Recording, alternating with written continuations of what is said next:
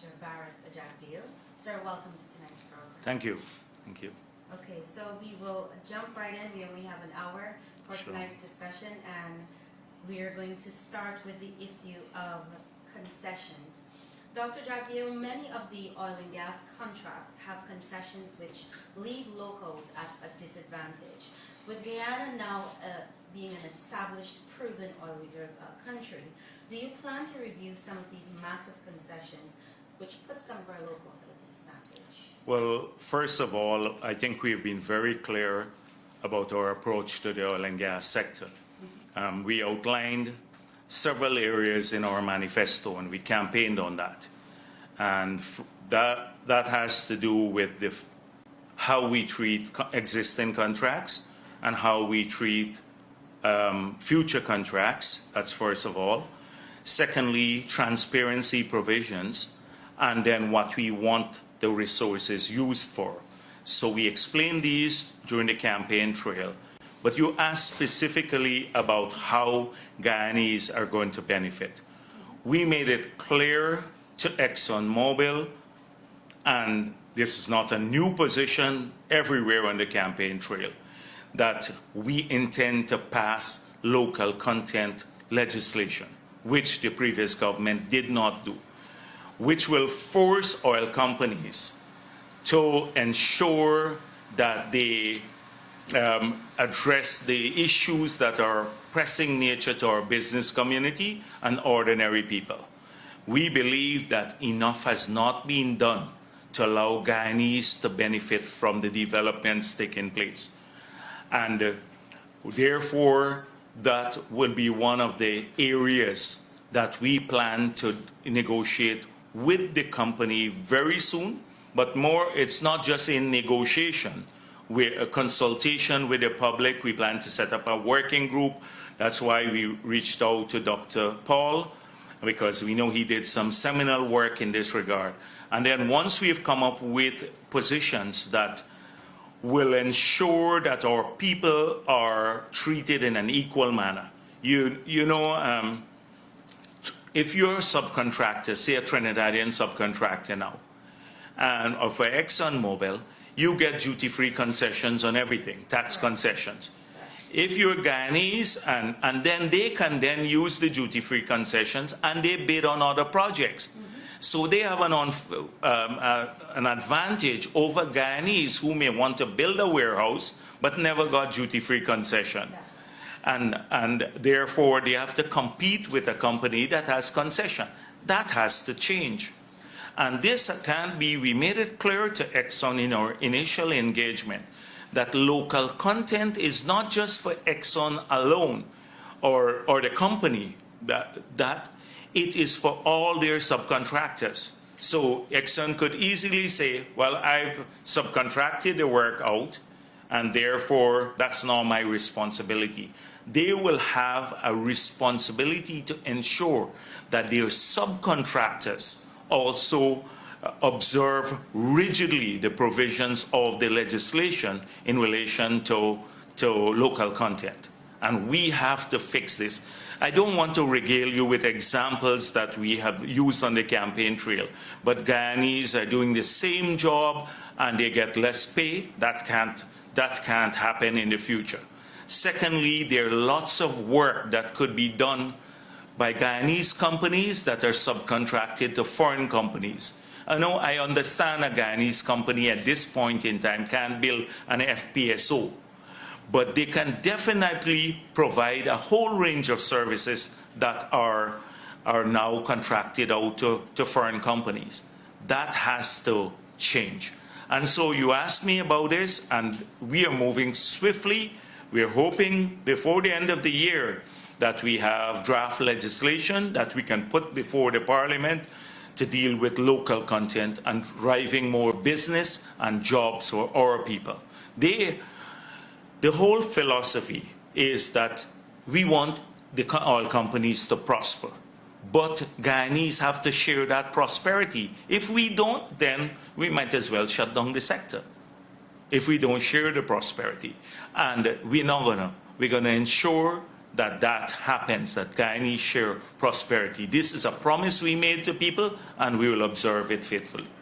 Thank you very much, sir. On the issue of local content, ExxonMobil has said that it has expended some $60 million on local content efforts. What is going to be the position of the PPP in terms of auditing these costs to ensure what was expended was not inflated, and to ensure that what ExxonMobil calls local content falls within the framework of the government where local content is concerned?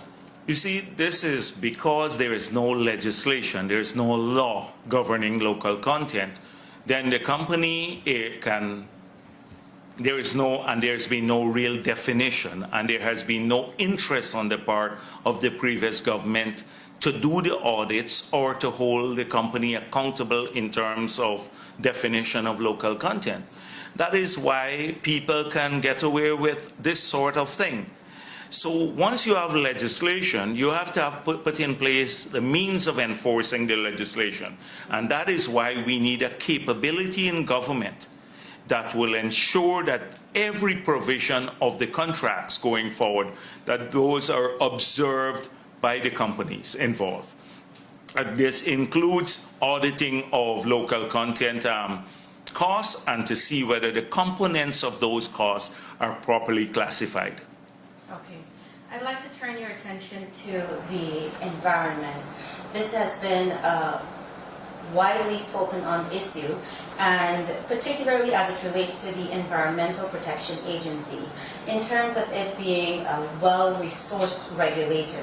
What is going to be the position of the PPP in terms of reinforcing the capability of the EPA to ensure it's able to keep ExxonMobil in line? Yes. So first of all, the environmental provisions governing the relationship between the state of Guyana and the companies must be enshrined and properly enshrined in the contracts, either the core contract or in the development plans. Right now we're dealing with Payara. So once they're there, they have to be enforced, and that means developing a capability to do the enforcement, similar to the capability to monitor local content spending. So that is an important issue for us. We have made it clear that in the negotiations, even in Payara, that there are some critical issues that we have to be satisfied about.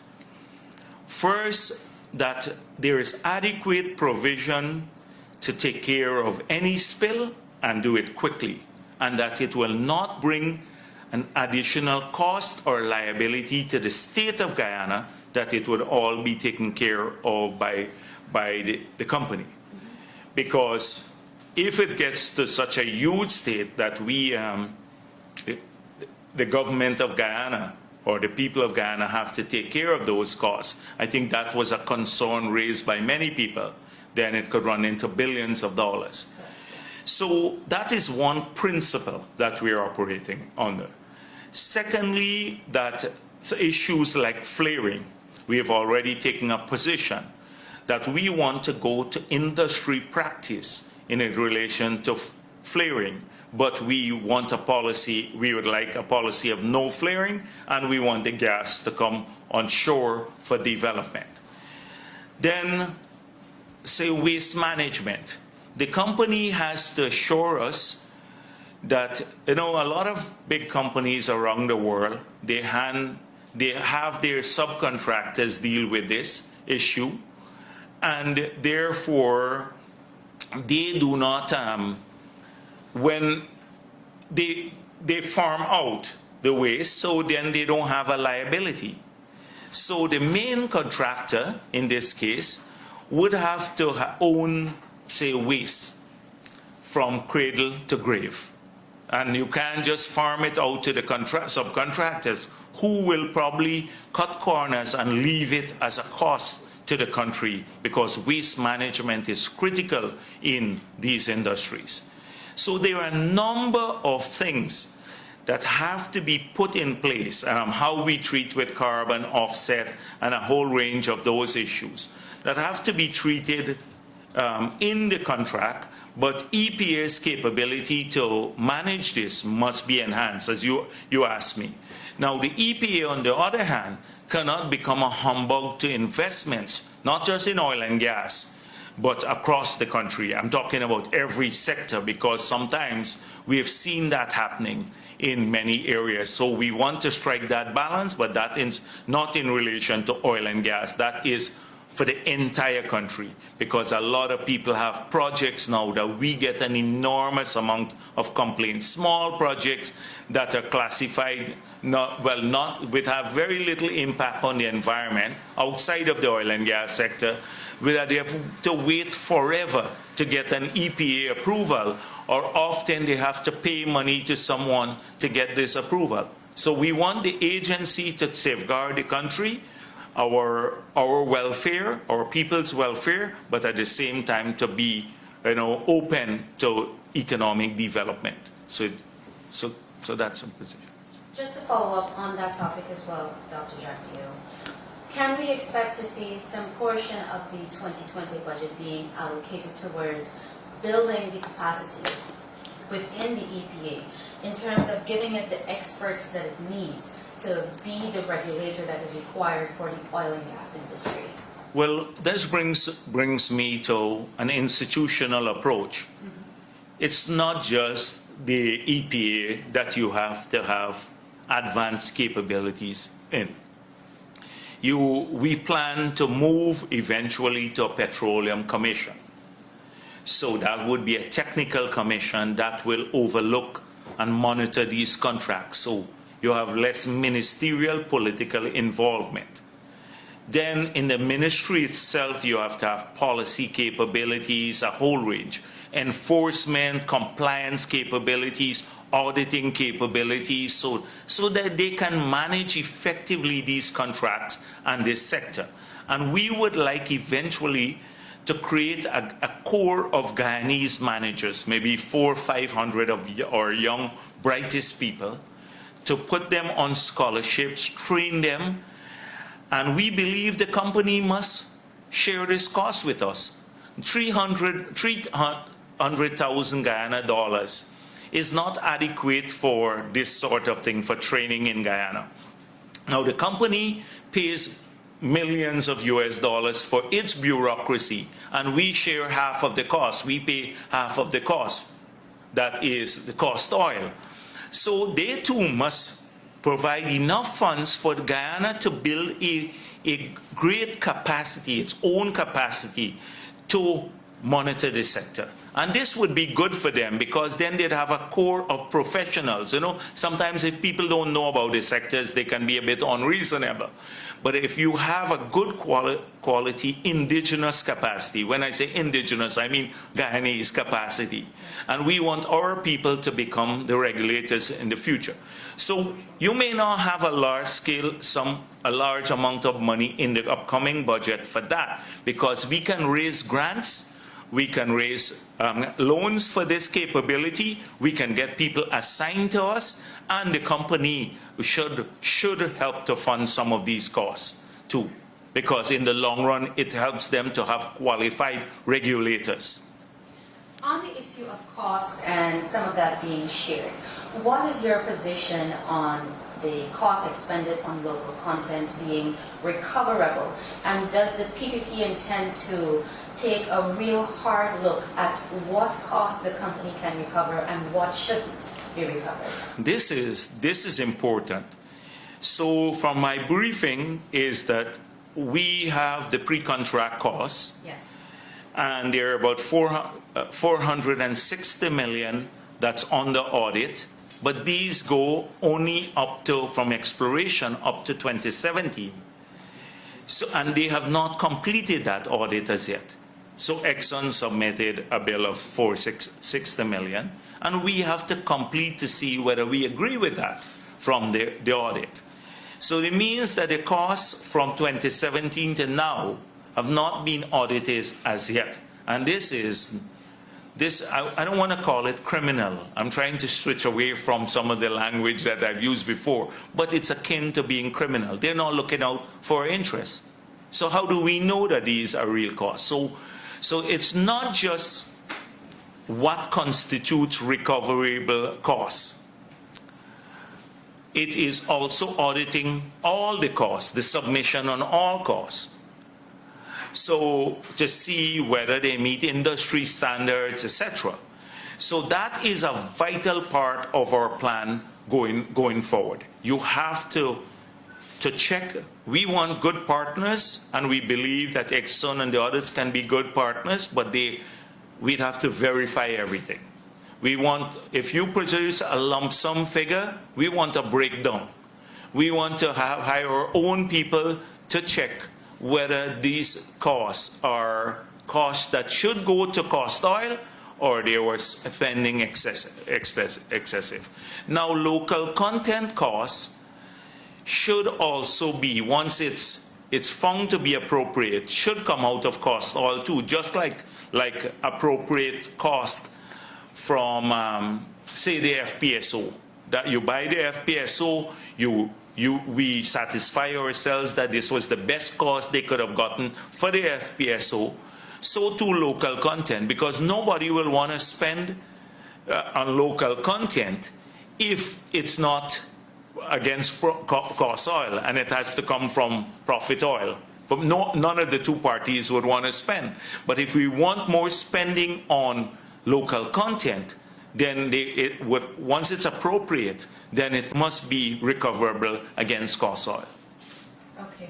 I'll turn to the capacity of the nation to detect inflated costs in ExxonMobil's cost recovery bills. And the fact that there aren't any punishments at this time for whether companies are caught doing this.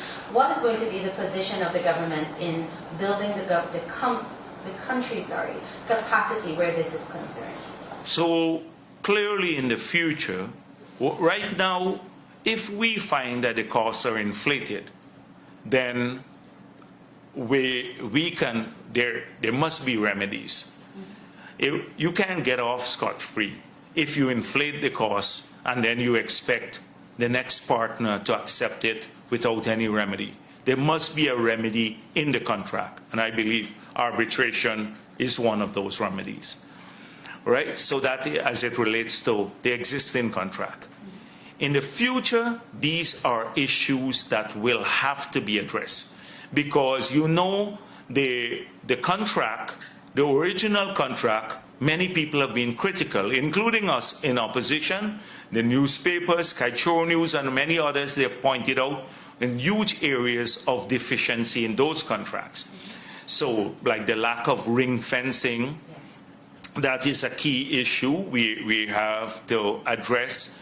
Maybe profit oil, royalty, a whole range of other issues that are there. We were critical of the weakening of relinquishment provision. I don't want to enumerate them. There are about 8 or 9 issues: the lack of rigid provisions for local content, the fiscal terms, etc. So we made it clear, and we said it on the campaign too, that we have to develop a standard PSA, production sharing agreement, in the future. And where all of these issues will have to be addressed. And therefore, any company in the future that wants to negotiate a production sharing agreement will have to face those terms. So even ExxonMobil, which is the main operator on the Kanji block, the Kanji block and Kaieteur blocks, they will have different terms than the existing contract when they come to develop those areas. Because the provisions under the Stabroek block, the agreement that Trotman signed, will not apply, and we ensure that that's not going to happen. We promise that already apply to future negotiations on the Kanji block and the Kaieteur block. And therefore, a lot of opportunities will be there for those areas to be fixed. Right now, immediately we believe that we can, even without renegotiating this contract, the existing contract in relation to those provisions, there are areas where we can work together, where the company may not even be resistant to, because they've seen now the strong, passionate feeling of Guyanese that they have to benefit on these. That is increased local content, what we spoke of at the beginning.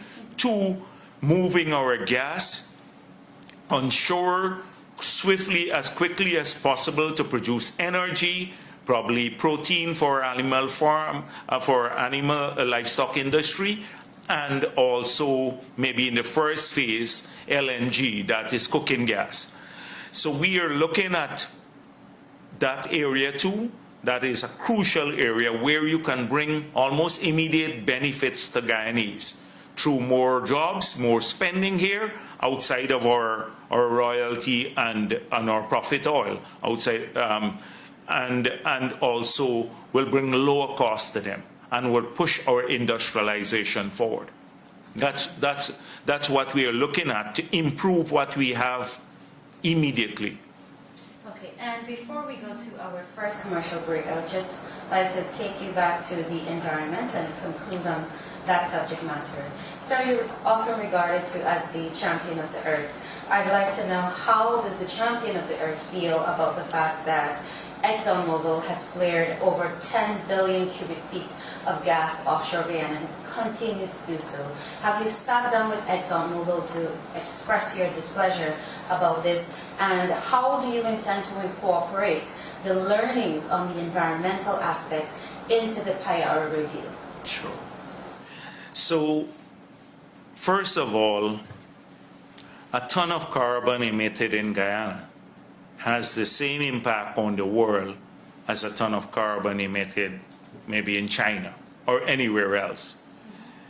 So right now what I'm disappointed with is that it seems the world has lost momentum on this issue.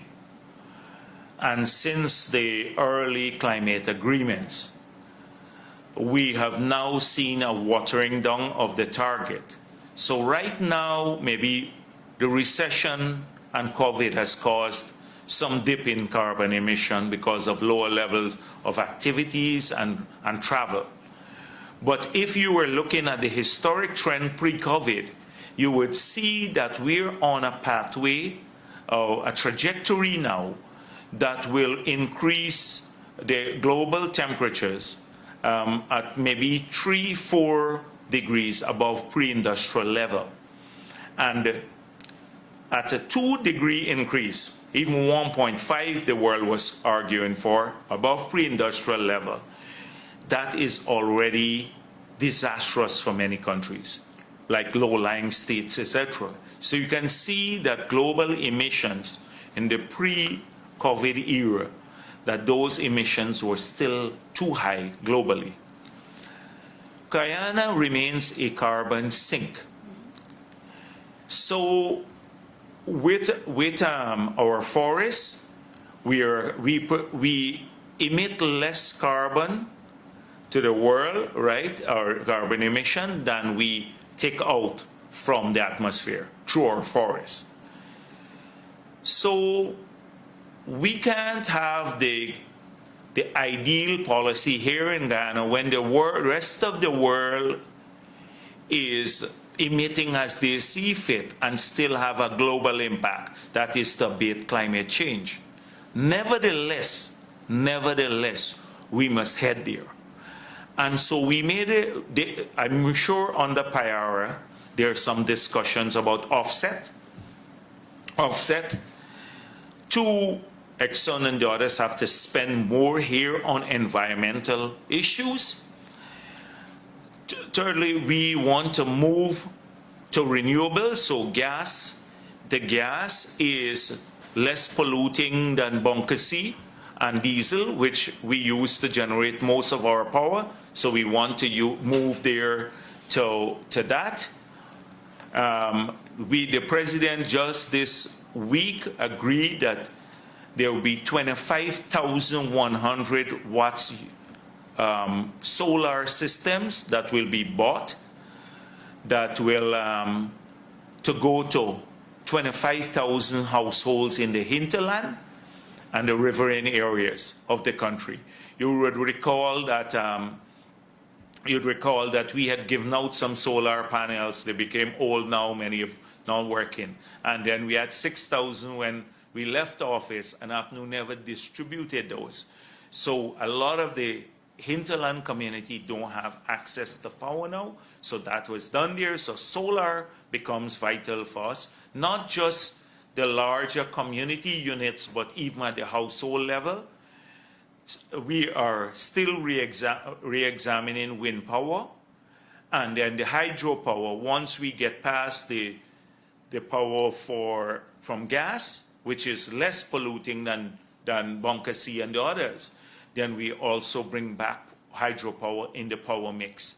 So we want to make sure that we have a combination of renewable energy and gas, which is less polluting than bunker and diesel. So that is crucial for us, and that is why this project is. So we haven't given up on that. Then on transport, we also want to see if we can do a blend so that we cut down the use of gas, etc. If we can use ethanol blend. Energy saving devices, all of these issues will be put in place. So coming back to the issue of us being a producer, many people say, "Oh, you're a producer of oil now, and therefore the world is against oil or using oil because it has a polluting impact." And there are many people now saying we should not produce oil again. We don't have that option in Guyana. Our people badly need development. And we have to make sure that we produce the oil and get as much out of it for our people to invest long-term in other sectors so they can get wealthier, they don't have a decent life. That is what it is about. And wherever the oil is used, where it's consumed, there must be a sin tax or a cap and trade system. So wherever it's consumed in the world, because we're not going to consume most of our oil, we're going to renewables, etc. That is where they pay the price for the environmental impact. So if there's a carbon tax or a cap and trade system, that is where the price is paid on the environmental side to dissuade people from using it. So that has been our approach. We need to produce because our people, we need to build world-class infrastructure for our people. The president even this week spoke about the four-lane bridge across the road, the bridge across the river. We have to build for 50 years into the future a four-lane road all the way to the airport. The president has already started working on this. Last week we had several meetings to engage this process. Hopefully it would start very soon. I saw that we need 50,000 new house lots and help people to build their homes.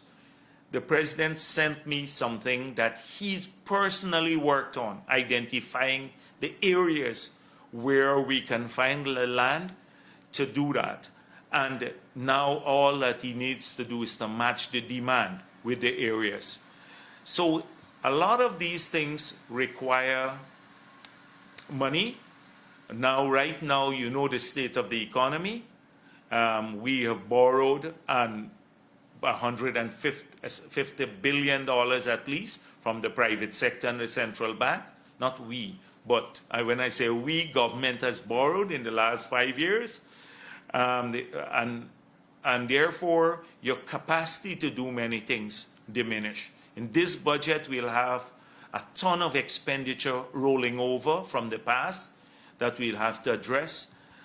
And then most of the sectors, as you know, have gone into doldrum because of COVID. But even in the pre-COVID period, when the policy measures, like the tax measures, were increased in the mining sector, we already saw a steep decline in mining. So we now have to give back those incentives like reduce the taxes that we promised in an environment where your revenue is already shrinking.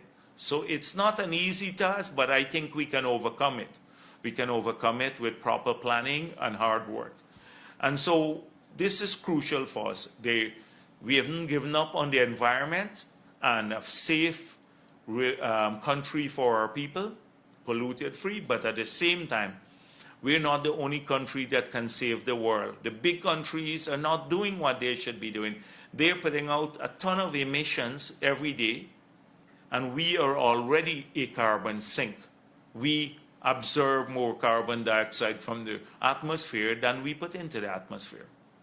But that doesn't mean that ExxonMobil, let me make that clear, in the negotiation, that doesn't mean that ExxonMobil doesn't have to make more provisions to allow us or to help us to create a financial flow to the government beyond a 300,000 that they gave, a paltry sum. That sum is less than one staff make at Exxon. And also, that's too paltry a sum to assist us in rolling out the plans that we mentioned earlier. Thank you very much, Dr. Jagdeo. We will go to a quick commercial break and we will return for more discussions on Guyana's oil and meal.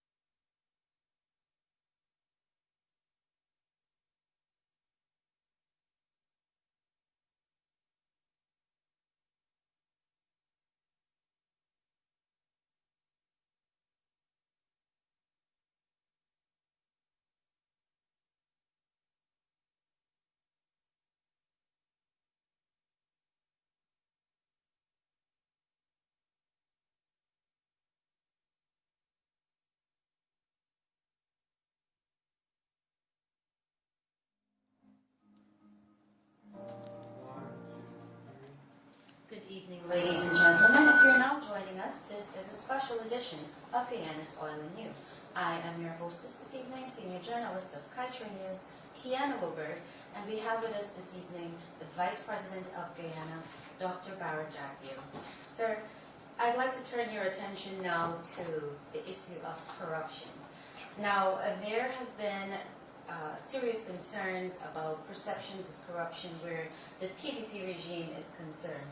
And now you are in office leading Guyana as an oil-producing state. I would like to know, how are you going to, how is the PPP government going to deal with ministers or anyone who uses the oil money for purposes that it's not intended to be used for? How are you going to deal with those ministers or potential ministers who might, say, for example, funnel the oil money into their private bank accounts? Well, I think you may have some information that we are currently tracing now. So, but let me just make it clear that we pointed out that we are going to ensure that under the new government, and this was from the opposition, that under the new government we move to more technical agencies performing more of the tasks with the oil companies. So minimizing the contacts between the politicians and the oil companies. That they don't, any negotiation could be from a policy perspective led by maybe a minister or be guidance by the minister or the cabinet, but the negotiations themselves are done at the technical level. So minimizing contact at that negotiating level where a person could trade policies. I gave you a weak policy. We were all shocked to learn from Global Witness report that former Minister Trotman, in spite of several advice to hold on for a couple of weeks more, he just went ahead, and he is not equipped to deal with the technical issues. Nevertheless, went ahead in a speedy manner and signed the contract. So we want a process. The technical people must prepare negotiating briefs. They must go to the minister. The minister has to seek clearance, and it goes back to the technical people to pursue the negotiations. That's one. Two, we promised and we intend to implement this very soon, if not the first few, as soon as we get over the budget. The legislation that will criminalize non-disclosure of revenue or any receipt from oil companies. So we made it clear that the Minister of Finance or the Secretary to the Treasury, they would have under legislation to gazette every cent collected from the oil companies, big or small, $1 or $100. You know what happened with the 18 million US. That could never happen again. So they must gazette all of this so that the country can read the official gazette and know how much we collected, in what month, etc. And they also have to notify the Parliament, all within a time period, maybe 3 months. Should they fail to do that, there would be a jail penalty attached to it. So if the country knows how much we've collected every year, you, Kiana, can go to the Gazette, the official Gazette, and just add down all the sums. And then you, as a private citizen, will know Guyana collected this amount of money for the year, say 100 million US dollars. Secondly, once that's paid into either the Sovereign Wealth Fund or the Treasury, it has to go through the budgetary process and the audit process. So the only reason people can steal money is in many of these countries. We looked at the experience in lots of countries, is when nobody knows how much money you've collected. Like we did not know that they collected the 18 million. And then Jordan said he thought it was a gift. Right here on Kaieteur radio, weeks before the elections, said he thought it was a gift. It was not a gift. It should have been paid into the Treasury and the Parliament notified. So if you have that, then you will never be able to do that sort of thing. And therefore, so that is a key provision for us. There'll be other transparency provisions. We promise to work on campaign financing legislation. So in the future, there's big worry that big oil companies can buy out political parties and all of that. So we'd have to work on that a little bit later. But those things hopefully will create the environment of transparency. Then in the other sectors, what they have done is to personalize contracts. So they have destroyed the institutional settings for contract. Even as I'm speaking, I saw stacks of contract that were dealt with outside of a tender board environment or scrutiny. So when you undermine the procedure for awarding contracts, you don't advertise, or the selective tendering are done with only 3 people in your office, like the Olita Moore contracts, then there's room for corruption, enormous amount of corruption. So we have to go back rigidly to put in place the safeguards we had in relation to tendering, etc., and the regulations would be in place. And then audits. So you wouldn't believe that NISIL, in 5 years of this government, with all the talk of transparency, never had an audit. not in any of the 5 years. And the Minister of Finance and all of these were talking about Nisil and Harman, who was on the board, I think, in the early stages, can now get up and talk about transparency. With all the criticism of Nisil under us, we ensured that in 2012 we published a list of every privatization transaction, a huge document, and showed the process through which they were privatized. And that process involved the privatization unit on the Nisil going to a board, or the privatization board, which was made up of 3 persons from the government, 1 from the private sector, 1 from the labor movement, and 1 from consumer affairs. And then their recommendation going to the cabinet.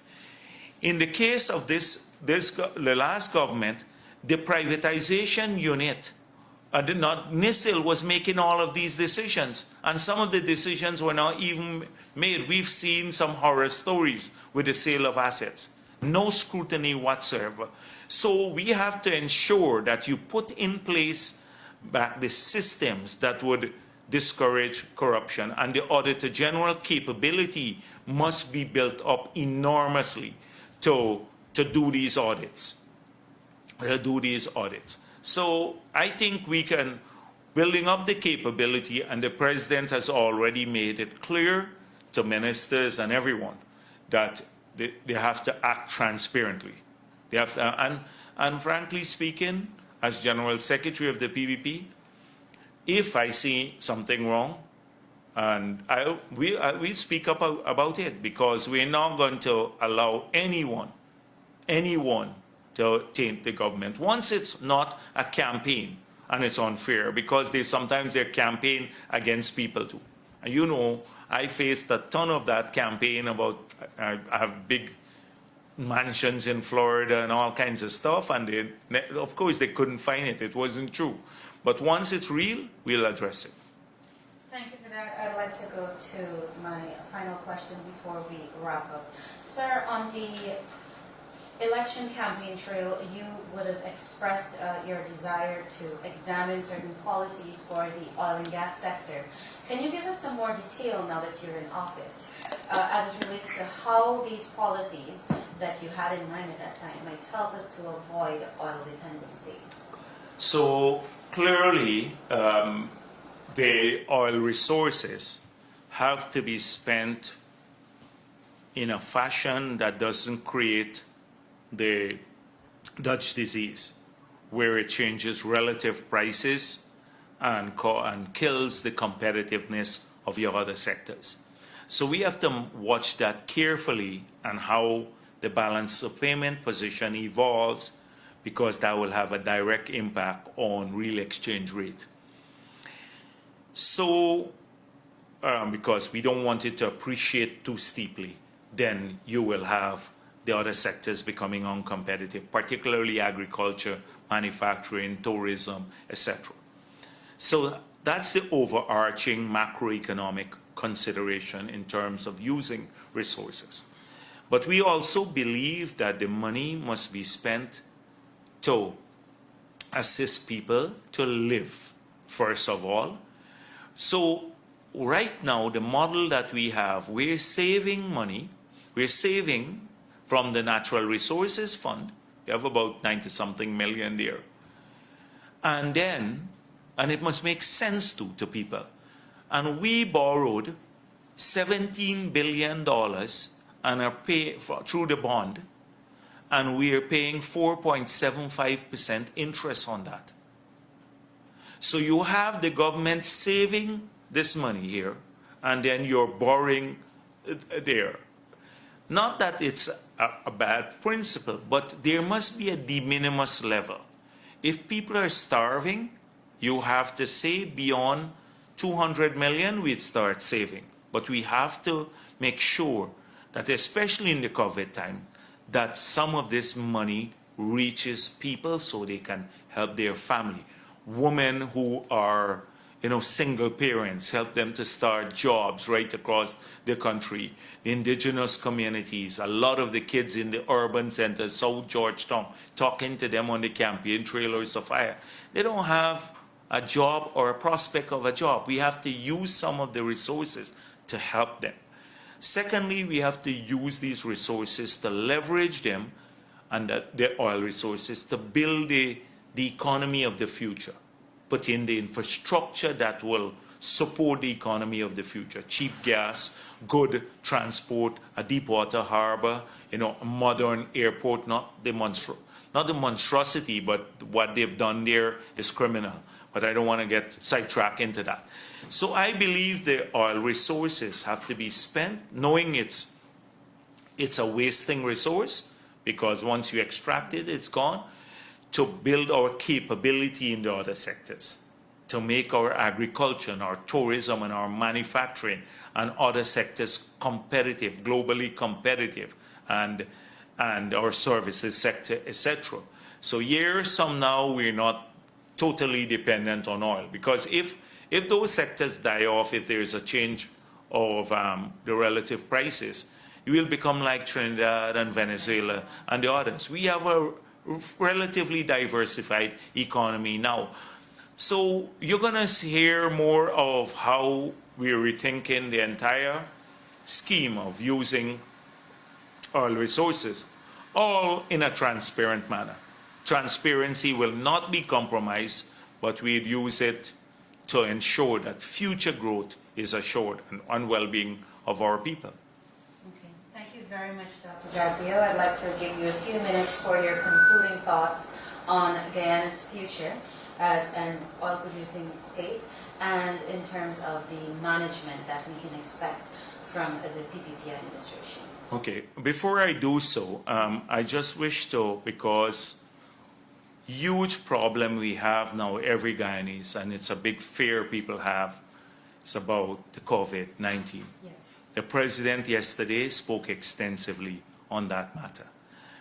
And now that we're testing more, the testing has gone up exponentially, we're going to find more cases. For example, we were deluding ourselves that Region 5 didn't have any case. And guess how they discovered that Region 5 had a case? When the woman was going abroad, she went for a test. We didn't discover it and found out she was positive. So many places there, I believe, and if we do antibody tests, we may find thousands of people who've had the COVID and were asymptomatic and now have antibodies. But because the testing, you could be testing 40 to 60 persons a day, was inadequate. And so the testing is going up. We'll find more cases now because there are more cases out there. And then people have to be a bit, you can't shut down the country totally. You know the consequences of that. People are not prepared to accept that now. They're coming out because they have to work, they have to eat, a lot of stuff, and they're unprepared, even the airports. So we are putting in place these protocols, but people have to observe them. You know, people go to the market and they should walk with their mask. If they don't have a mask, we can make the resources available so they can get masks. But please wear the mask, because it's important we can open up in responsible ways. You know, the stores and stuff, if people go in, because then the transmission is at a minimal. If everyone has on masks, then you know it's harder to get infected. Not foolproof, but harder. And so I want to make to plea with people that we have to have some semblance of normalcy opening up, but they can help enormously if they follow the protocols, and that more testing will be done and we'll find more cases because enough was not done. We didn't have the kits, now we're buying the automated systems, etc. And so we're going to move from a few hundred tests to maybe 500 tests a day, and you will see the figures go up because people have COVID out there, and they're out there, and they just passed it, and without even knowing, a lot of people. They think it's just a mild flu and stuff, and many of them can infect. You know, they're infectious, so they don't even know they have it. So this is an important thing, and I want you to pay careful attention to what the president said, about trying to help. The 4.5 billion he mentioned that we set aside it's not coming from the Treasury. We are issuing a special bond through the central bank to raise the money. We'll put it in a special account and we'll repay it once the budget comes out. So we are raising the money before the budget because that's urgent. Now we deal with it. Help prepare the schools back, and also the hinterland community and spending at people's home. We want to get the help urgently to them. So I want to plead with people to understand what's going on and to try to deal with it. We have to learn to live with this.